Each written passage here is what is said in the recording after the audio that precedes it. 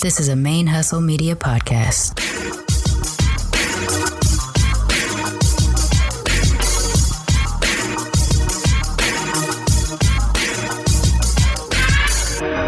Hello and welcome to the show. My name is Jackie O and you're listening to Militantly Mixed. Yo, this is Rashani from the Single Simulcast. And when I'm not making you laugh or making up parody songs, I'm kicking back, listening to Militantly Mixed. I would like to acknowledge that the Militantly Mixed podcast is recorded on the traditional lands of the Chumash and the Tongva people, and I wish to pay my respects to the people of those nations, both past and present.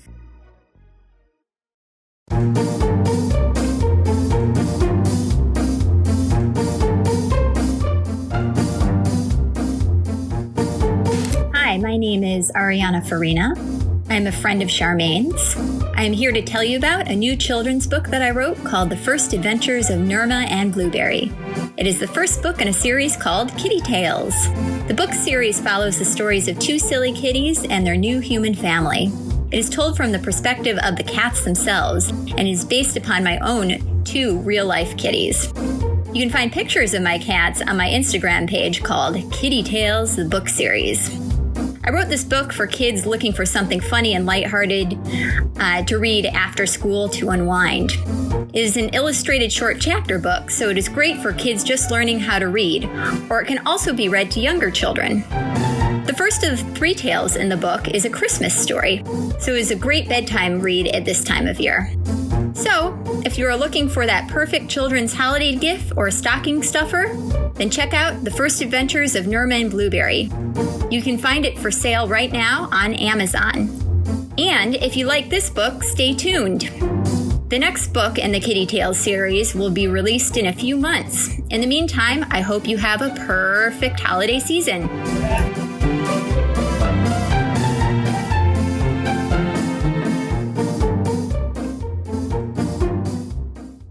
Hey y'all, welcome to Militantly Mixed, the podcast about race and identity from the mixed race perspective. I am your host, Charmaine, aka Mixed Girl Maine, the busiest mixed race, bisexual, polyamorous, atheist, comic book nerd, cat mom, mask making, Gulf Coast Cosmos comic book owning podcaster in this podcasting game. This is episode 117, and we are officially back from hiatus. I know that I had a different episode planned for last week, but it was a pretty rough weekend, so I just didn't deliver on that. But we're back to regular episodes now with actual interviews and guests, mixed race guests from all over the place. Because this is the first one back, I'm not going to get into all the spiels of things that I normally talk about in the intro. I just want to get into the episode. I'm ready to start talking to mixed folks again. So. My guest today is Sarah. She is one of the directors from the Mixed at Berkeley Mixed Race Student Union, or Mixed Race Student Organization at UC Berkeley. As y'all might remember that in October, I was participating in the Mixed Month at Mixed at Berkeley, and I was able to interview Sage, who was also a director, one of the directors of Mixed at Berkeley.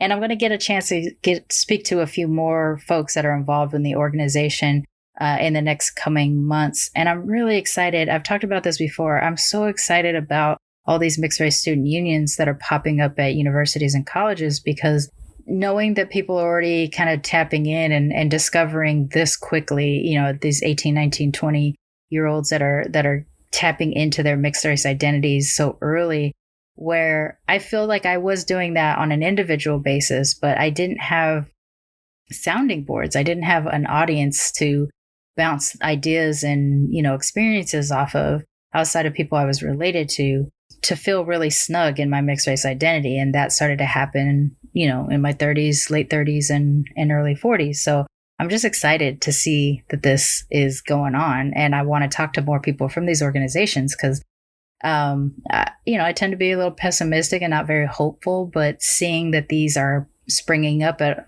colleges and universities all over does give me some sort of hope that there'll be more grounding in mixed race identity at an earlier age going forward than it was in my generations or the generations that precede me. So I'm really excited. That's all I got. That's all I got. I'm going to keep this thing short and we can get into the episode. And then next week, we'll be back with another regular episode as well, because I already have started to interview folks back from hiatus. So we'll be good to go with no gaps, hopefully. Without further ado, please join me in welcoming our latest cousin to the Militantly Mixed family, Sarah.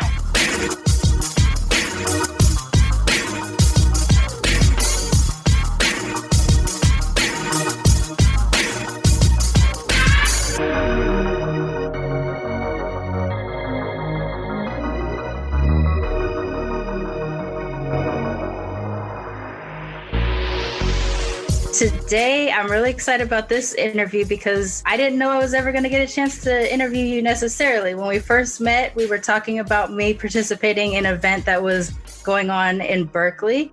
And so now to see that you're ready to get on the show, I'm pretty excited. Why don't you introduce yourself to the audience and let everybody know who you are and where you're from? Yeah, thank you so much for having me, Charmaine. I'm so happy to be here. My name is Sarah Alaei. I'm a 20-year-old college student. I attend UC Berkeley.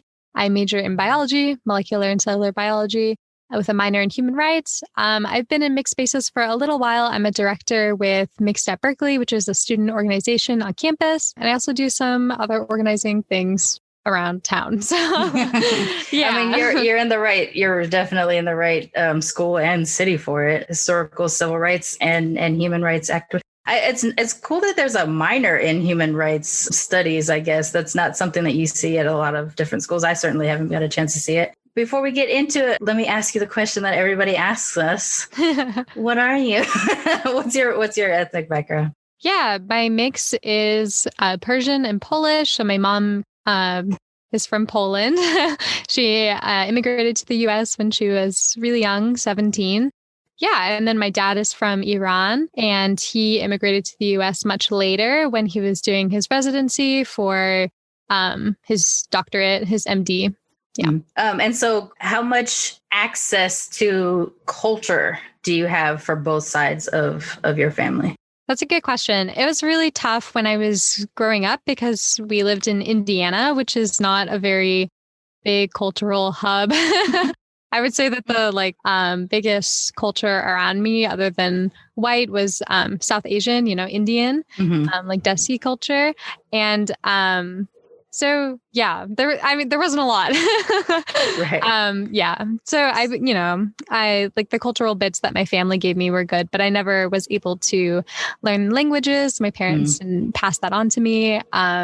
There was some cultural cooking, but I was never surrounded by family, like tons of family in the way that my parents were growing up. Right. So, yeah.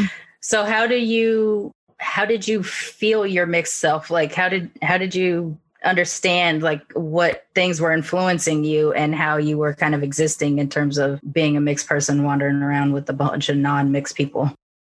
Yeah, that's an interesting question. I think I didn't know for a long time. Like I was just existing as like a child in the world. Right. Yeah. And I only like realized that I guess I was different from my white peers when they told me. They were like, I remember in kindergarten when my dad picked me up for the first time, my kindergarten teacher was like, is that your dad? And I was like, yeah. And she was like, are you sure? I was like, yeah, I'm pretty sure.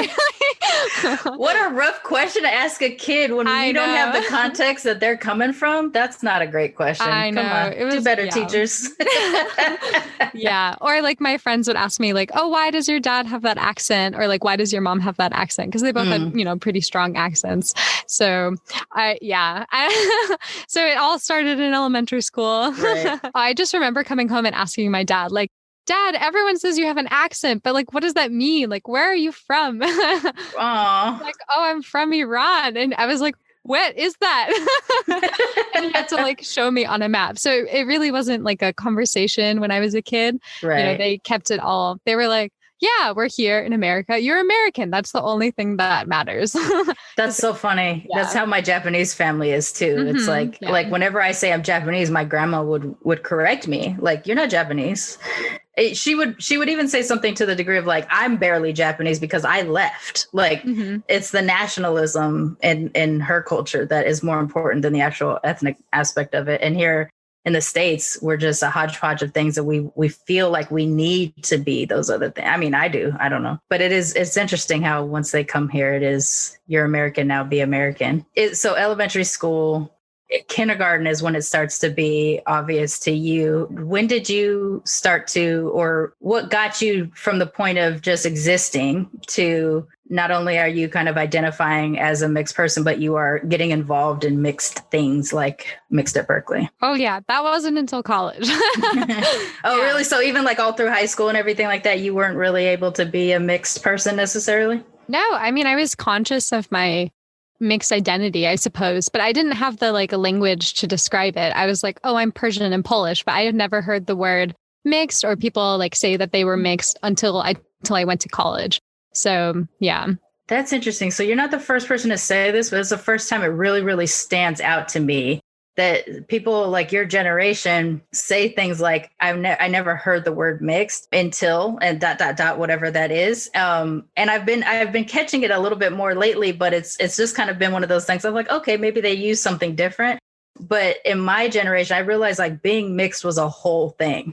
Like I was growing up as a teenager in sort of the early 90s to mid 90s. And that part was like, you were either black, well, where I was growing up, you were either black or Mexican, or you were mixed, and mixed meant black and white. And then I had to explain to everybody that I wasn't black and white. I was black and Japanese. So that's interesting. So the word just kind of disappears from like the next generation. You're not even hearing it. When do you remember when you started to hear people describe themselves as mixed? Yeah, I think I had a couple of mixed friends that I knew from high school in San Diego, because I moved to California when I was like 12 or something. And when we all matriculated to UC Berkeley, they were attending some Mixed at Berkeley events, like the clubs events. Okay. And they invited me and I said, oh, okay. And so I like entered this mixed space, and it was really cool to see people who like had the language to describe their identities and were like able to start talking about it with others. What did that do for you? Like, did that open something up, or was it just a realization that other people were receiving you as mixed when you weren't quite yet identifying that way? I think it was a really cool experience because I got to meet other people with so many different perspectives on life and on their families. And it was really cool because it allowed me to be a little bit more introspective and think about like how being mixed had affected my life. Right. Because previously, you know, there weren't conversations about it. So I just like was, I don't know, living and assuming that everyone sort of like felt the same way that I did. Right. Yeah. How are you received when you're around essentially monoracial people? Are you viewed as either Persian or maybe white identified, or how do you find people receive you most often? Oh yeah, interesting question. I think if I'm around white people, I'm like perceived as white because I'm pretty white passing. But if I'm around like Persian people, then they can generally pick up that I'm also Persian, that I'm also Iranian. Okay. Yeah.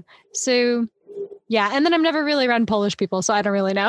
Right, like specifically, I think more on the East Coast is where there are pockets of people that have been able to maintain like a identity. Like it seems like the West is where people have just become white, and there's no version of white that is like, this is where our Italians are, this is where our Irish are. Like that's not really a thing here on the West Coast, but there's still areas on the East Coast that have managed to maintain, and in the Midwest, I think a little bit too, that have managed to maintain.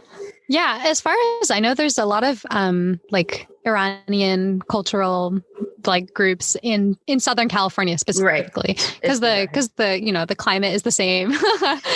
People are comfortable here. So, but my parents never like chose to engage in like culture or like tried to retain cultural identity for themselves or their children. They were kind of like, no, we went away from that. We ran away from that. We're good here. Yeah. That's certainly another part of like the immigrant story here in the US is I didn't leave my country to stay what I was, and I don't want my children to be that.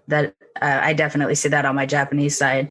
And I hear it from friends too. Yeah, I think in Southern California, even white people could identify Iranians better than any other folks that are from, you know, Middle East or Asian continent. Like that's a culture that is maintained out here, but you won't see you might see a Polish cultural day somewhere, you know, but you're not going to see like a neighborhood necessarily that has managed to to maintain too much. I have a couple of Polish cousins, and they live in Michigan, and there's a pretty strong Polish community around there. They had like a Polish neighborhood.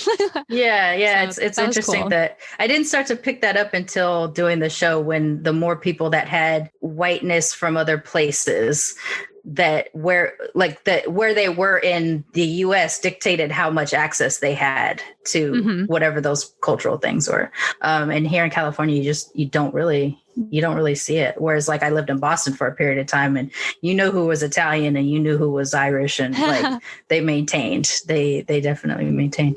That's interesting. So as you got involved in Mixed at Berkeley, did that also adjust?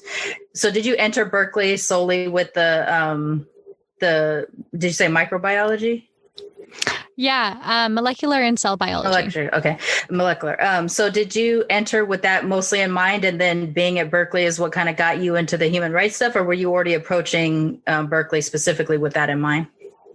Oh, that's a good question. Yeah, I kind of have my eye on the specific biology major that I'm in. They have a lot of like specification, like you get to choose like what path you're going to pick, like what sort of like division, like the major is kind of really big. So I didn't know what I wanted to pursue specifically, but I like had my sights set on that.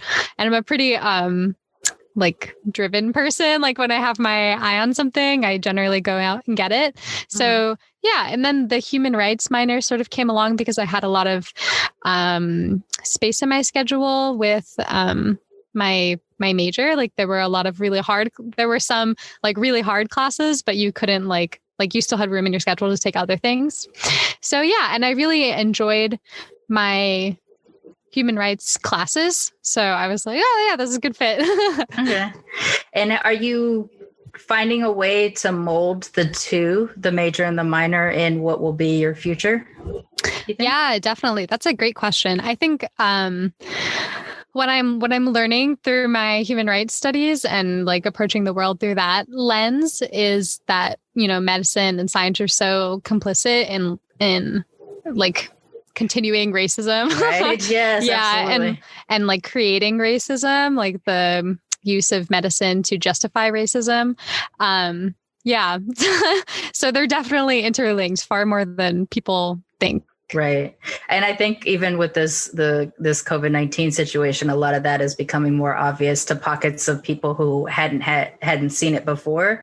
You know, like in the Black community, we know that there are things like, you know, the belief that Black people don't feel pain the same way white people do, or, you know, women, pregnant women losing life at a larger percentage than white women because of them not believing different symptoms and stuff like that. So like there's pockets in brown communities that have understood this to be in existence, but I think COVID-19 has revealed, I believe it has revealed, it's more obvious now to white people that this is actually something that happens in medicine and science. As you got into Mixed at Berkeley, what got you from being a participant to getting to the point of like working your way up into director? Like, what was there something about that sense of community or is it just your personality in general to tend to go that way? I think my personality is a big part of it, but I also, you know, the way that the organization is structured is that we have like directors, like 10 directors, and then we have fellows, which like fellows like help out with projects and learn how to like do things admin related. And then we have like general community members who like come to events. So I was sort of attending events, but I really wanted to like make an event. I was like, I just want to make something. So that would have been me too. It would have been hard to just participate without trying to be like, how do I get up? Yeah, I had a bunch of ideas. I wanted to do things. So I applied and they accepted me. So here we are. Nice. And are you finding ways that creating those events or being involved in the community itself is encouraging more introspection and encouraging you to figure out parts of your identity that you may not have realized you were already kind of thinking before? Yeah, definitely. Like totally. I'm not a very introspective person by nature. I'm kind of like go. And it takes like people like sitting down and being like, okay, now let's think about ourselves for me to be like, oh yeah. No. Yeah. So it's been really great because I gain a lot of benefit from attending the events that I create and hearing from other people. It makes me like think about my life more. It makes me think about the world differently. So it's really good. It's really strange, and it was not something I expected. Like when I started the show, I really just like wanted to be around and talk to mixed people because I grew up living with some of my cousins and we were always together. So my mixed side of the family or my super mixed side of the family were together so often that when we were no longer together, that's when I realized I was mixed. Like, up until then, I was just around all these people that kind of sort of looked like me and kind of sort of didn't. And I didn't realize that wasn't a part of my mixed identity. That was just me being with my, family, and we were always together. And then when we weren't around anymore and I was just around a sea of monoracial people, I was like, oh, these people are different, and I'm, trying to own that I'm not the different one in this scenario. That's been a lesson that I've been trying to learn.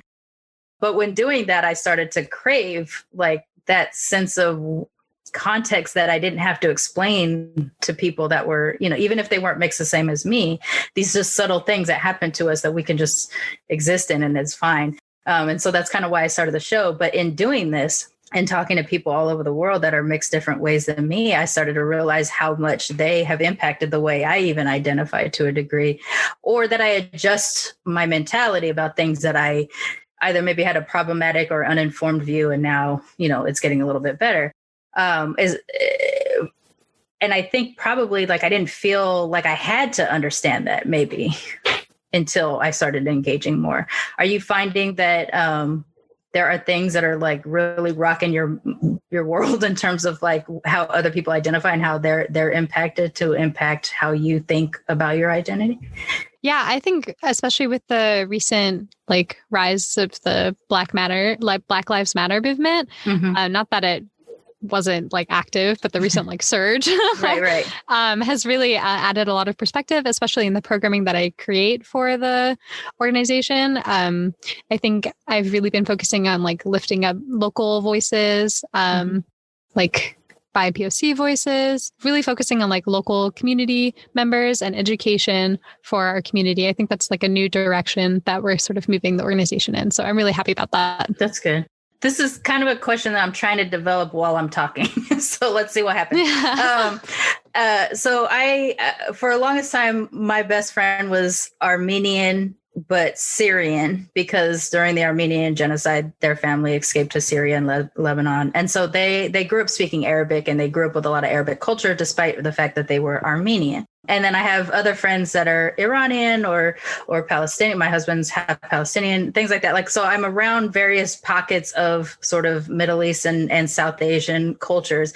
And I'm also like a full grown adult when 9/11 happens. So when that happens and it starts to shift American culture into viewing anybody that is even roughly looking Middle Eastern, whether or not they understand what is actually Middle East and what is not, because that is a whole ass thing.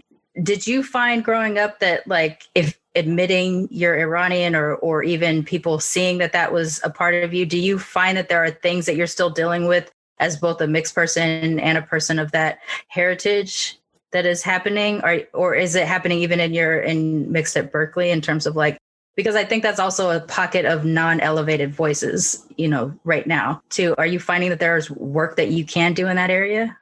Yeah, that's a good question. It's going to take me a while to answer. It was meandering because I was trying to figure out exactly how to get there. But hopefully we can. Yeah, definitely. I mean, I think growing up post 9/11 was really kind of a trip. I don't know like how different my life would have been if it hadn't happened. Right. Probably a lot different. But yeah, I remember growing up, it was always like sort of my background was a secret. My parents told me not to talk about it. My dad actually has these rules that he like outlined for me when I was growing up. He said, don't talk about your ethnicity. Don't talk about where you're from. Don't talk about like anything relating to that. Like don't answer like what languages your parents speak, like none of that. Don't talk about your religious views. Don't talk about your like sexuality. Later, when I came out as a lesbian, he added that to the list. Right. All of these. And when I was like little and I was growing up in middle school, and so I like got offended by them. I was like, Dad, but we should be able to like exist how we are without people like, I don't know, being rude, Right. To put it lightly. And he was like, no, these are defensive mechanisms, like these are important to like keep you safe. So I think that was really, a big part of the impact of 9/11 on my family, like the like hate crimes that my dad experienced after the incident. Right. Yeah. So that was really rough. And as for like community organizing on campus, I'm like sort of involved in we call it the MENA, Middle Eastern North African community. Okay. But not really, like half foot in, half foot out. Just because I like don't always feel like super like welcomed into these spaces, just because I don't know, just mixed dilemma. I'm sure 100%. Yeah, it's super common. Yeah, you are not alone in that. Yeah. So I'm trying to do like activism in my own corner, but it's kind of hard for me to get involved on campus. Yeah, I understand that a lot, because it's hard to try to claim Japanese culture when your literal Japanese relative is, the one telling you you're not Japanese, that kind of stuff is tough. Like, why do you care about this stuff? She wanted to get away from it so bad that it's almost irritating that her grandchild was trying to reclaim it to a degree, I think. And then of course, just me in an Asian space doesn't make sense, because my face isn't coding any specific Asianness, not necessarily, right? And I do tend to talk about more Black related items because I grew up more Black. Like, I grew up in a Black community. I grew up around my Black and brown family. And so to try to connect to the Japanese-ness while also being not really having an access point that's even welcoming is tough. And so I think I focus more on the mixedness itself versus specifically what I was, even though I do try to tap in pretty often. I mean, even my logo is trying to represent all of the things, but I find that to be a weird aspect of my mixedness, in that I'm trying to claim something that isn't necessarily trying to claim me back. And then just trying to exist. Like, it's still important to me. I don't know why it's important to me. Maybe it's because my face doesn't code anything, and I'm constantly having to answer those questions of where I'm from and what am I. So I get that. Like, I understand the work probably feels more fulfilling when you have an access point that is more welcoming and participatory than to join something like that. That makes sense to me. And I think it probably is super common amongst the mixed community in general. I find that I got no problem being accepted among Dominicans if I wanted to just switch because I look more like them than I look like my own people, I think. So yeah, I think that's a thing, and it's fine. It's part of our journey. Yeah, I'm so glad you relate to that. It's super, I haven't really found a ton of people that relate to the immigrant story of like not wanting to claim where you came from. But yeah, it was really contentious in my family for a long time that I was asking so much about my family, like where my parents came from, like how they grew up and things. They were kind of like, well, we don't want to talk about this. Like, like we're moving on. And so, yeah, it's only recently, there's actually been like a shift in my family, because I've gotten more connected with my family in Poland and in Iran. And I've been able to like connect that my parents are finally starting to like realize all the things that they've lost by severing those connections. And they're starting to like really grieve those, all those years that they've lost. And it's a real really, thing. It's a really like impactful to watch and really emotional to see them making connections again and to like think about it again. Because I think for a long time, they didn't let themselves think about it. They were like, no, life is better here. Like I left for a reason. Like, let's just not look back. But I think the looking back has allowed them to like reflect and yeah.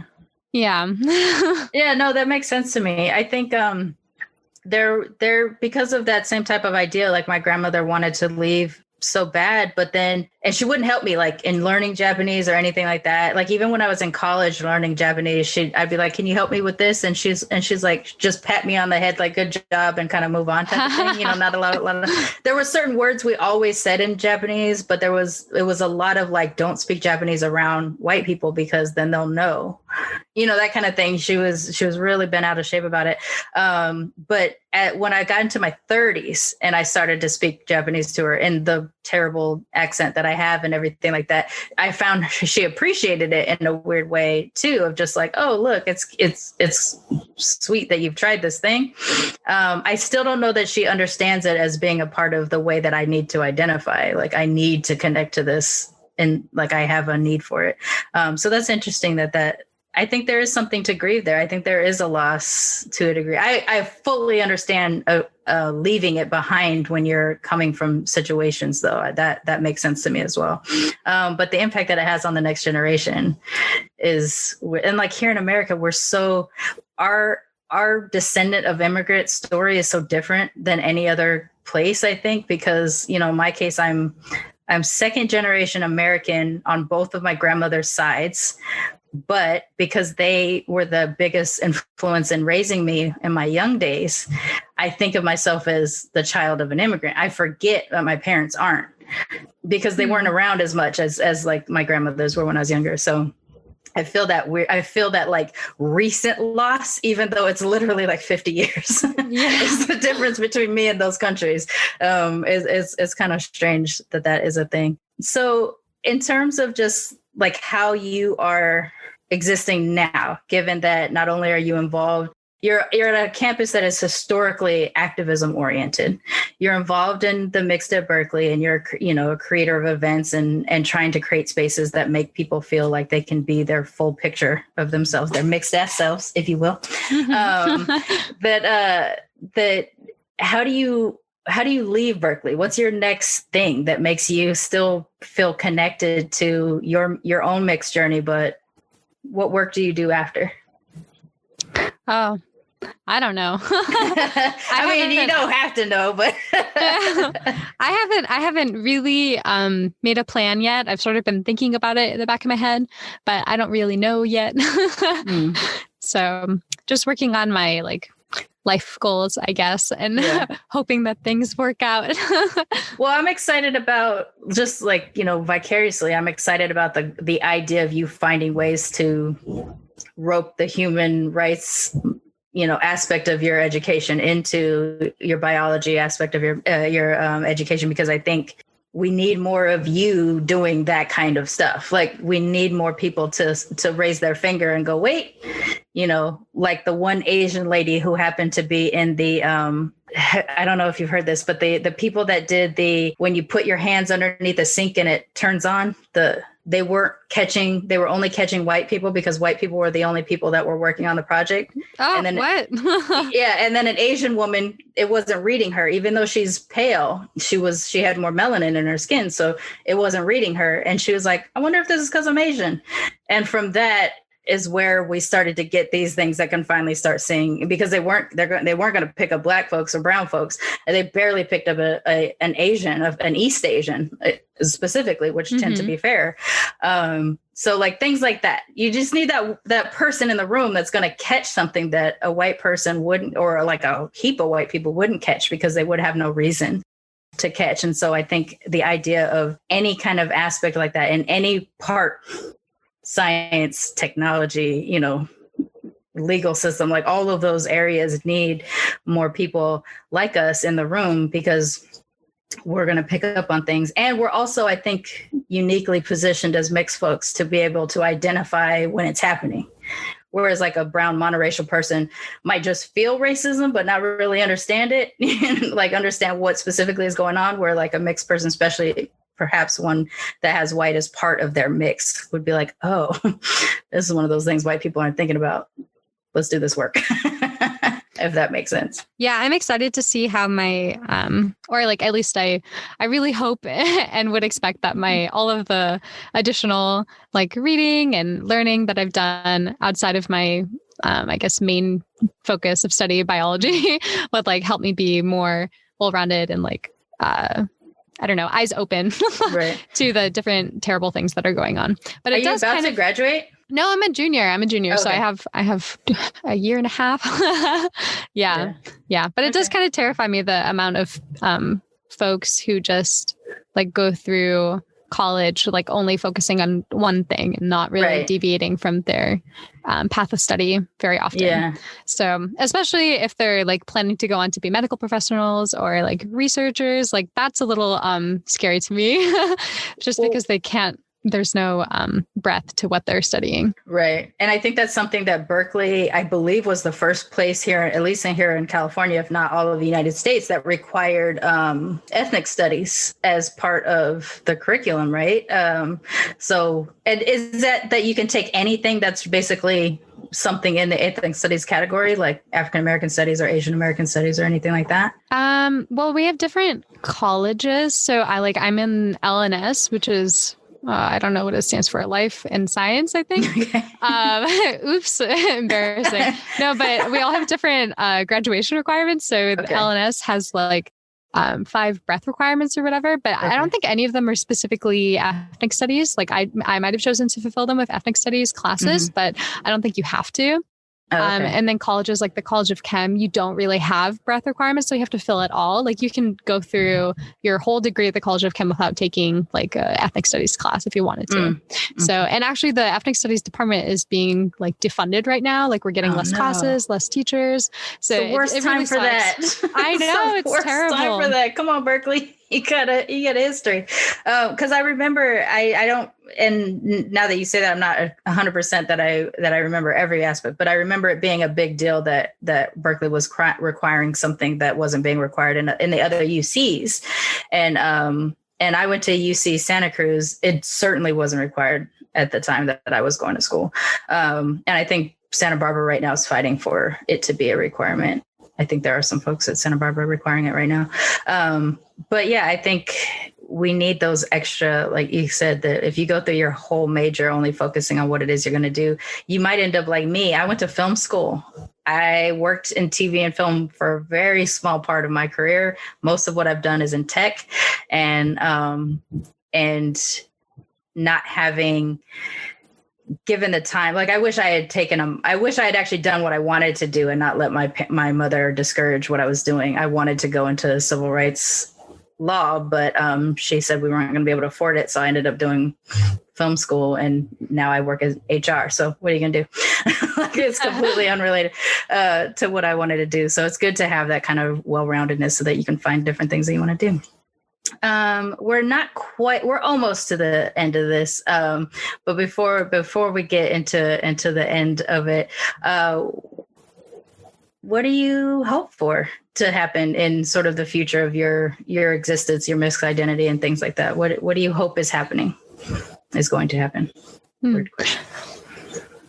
I hope I can connect with my family more. I know I talked to you a little bit about like getting the gears started, but I really hope to like make more long-lasting connections with my family, because I think that that's so valuable and so important in like ensuring that future generations don't feel as lost. Yeah. Like you have a family behind you. I remember when I was a kid growing up, I was so jealous of all my friends because they like had their, what's it called? Like direct family, like around them. But they also had their grandparents and their great grandparents and their aunts and their uncles like in the same town. I was like, that's crazy. And you didn't have any of them in the same town. Yeah. I remember when I met my grandfather for the first time, I was like, whoa, this is crazy. So, yeah, I really hope to continue that. And, you know, of course it depends on like, unfortunately, political relationships, like how we can get my family to visit us or us to visit them. Right. So yeah, especially it's kind of like, it's kind of fraught with conflict, unfortunately. But honestly, this is the thing that I think, like in general, monoracial Americans that may not have an immigrant story in their family just do not understand how difficult it is to maneuver these relationships when not only do you have like an ocean dividing you, the political climate could dictate whether or not you're even allowed to visit or bring someone over or go to a funeral or go to a wedding or something like that. Like these are major things that impact people like us that they don't seem to understand. It's amazing. Well, I hope that for you. I do. But as we get close to the end, I like to ask all of my guests, because sometimes, you know, being mixed is tough and identity and access is tough for us to come by. in terms of your mixedness, what do you love most about being mixed?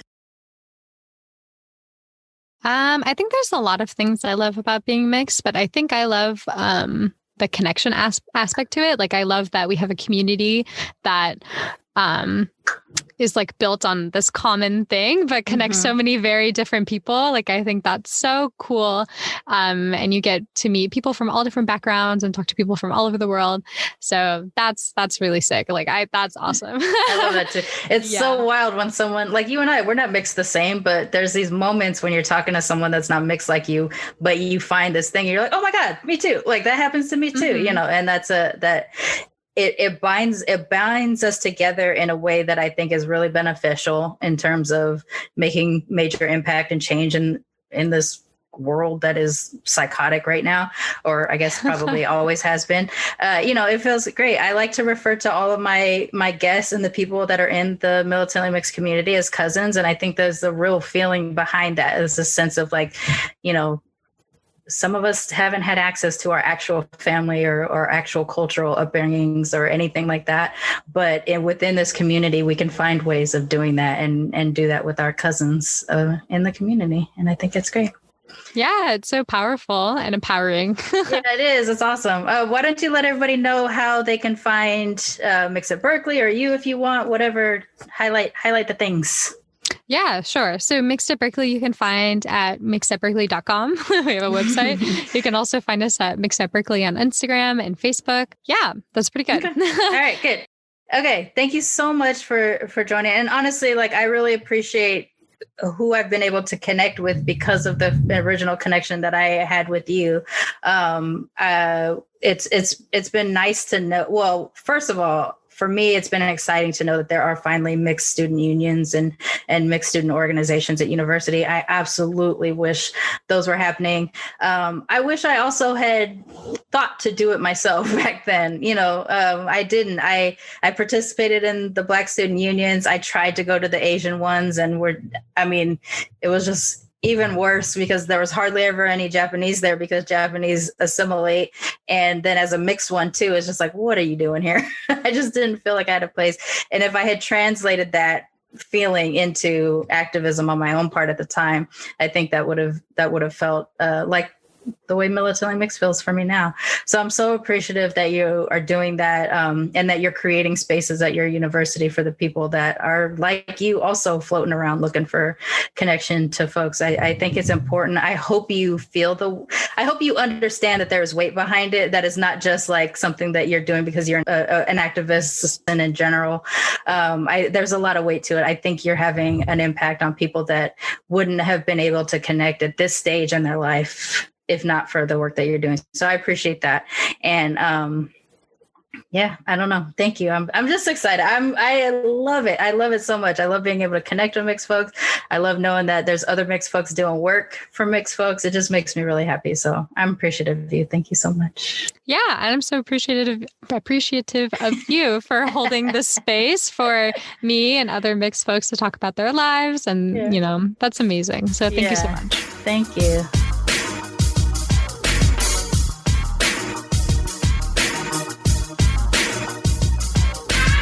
Militantly Mixed is a ManeHustle media podcast, produced and hosted by me, Charmaine Fury. Music is by David Bogan the One. You can follow us on social media on Twitter, Instagram, and Facebook at Militantly Mixed. If you'd like to become a sponsor of Militantly Mixed, please go to patreon.com/militantlymixed for monthly sponsorship or paypal.me/militantlymixed for a one-time only donation. And if you like what you hear on Militantly Mixed, please subscribe, rate, and review on iTunes or wherever you listen to podcasts. And don't forget to be your mixed ass self. ManeHustle Media. Turn your side hustle into your main hustle.